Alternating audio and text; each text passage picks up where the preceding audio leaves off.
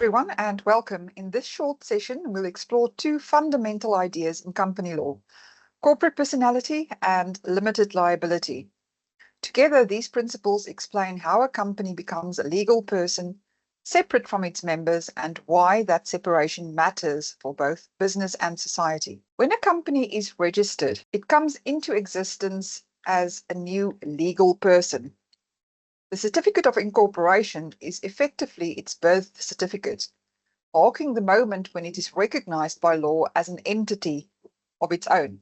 From that point forward, the company is separate from the individuals who founded it, manage it, or invest in it. It can own property, enter contracts, sue and be sued in its own name. And the idea of separateness directly underpins the principle of limited liability, which we'll return to later. Let's look at three key cases that illustrate what it means for a company to be a separate legal person. First, the most famous case of all, Salomon versus A. Salomon and Company, which was decided in the late 1800s. Mr. Salomon turned his boot-making business into a limited company, holding most of the shares himself, the rest being held by his wife and children. When the company failed, creditors argued that he should personally pay its debts, but the House of Lords decided that the company was a distinct legal person, not an agent or a trustee for Mr. Salomon. So he was not personally liable. This case firmly established the principle of separate legal personality. Second, Lee and Lee's Air Farming Limited. Mr. Lee owned almost all of the shares in his company and also worked as its pilot. When he died in a crash, his widow claimed workers' compensation, but the insurer argued he couldn't be both employer and employee. The Privy Council held that he could because the company was a separate person capable of employing him. Again, the court reinforced that the company and its controlling shareholder are legally distinct from each other. Third, Makaura and Northern Assurance Company Limited. Mr. Makaura owned a company and insured timber in his own name. When the timber was destroyed by fire, he tried to claim under his personal policy. The court, however, rejected his claim, saying that the timber belonged to the company, not to him personally, and therefore he had no insurable interest because his company's property was separate from his own property. Together, these cases show that a registered company truly has its own independent legal life, with rights, duties, and property distinct from those of its members. Because the company is its own legal person, it can own assets, incur debts, and bear responsibilities.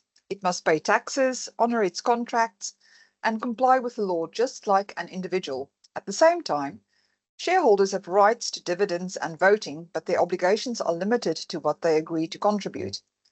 The key idea is that the company's actions are its own, not those of its members. We often describe the boundary between a company and its members as a corporate veil. This veil protects members from personal liability for the company's debts.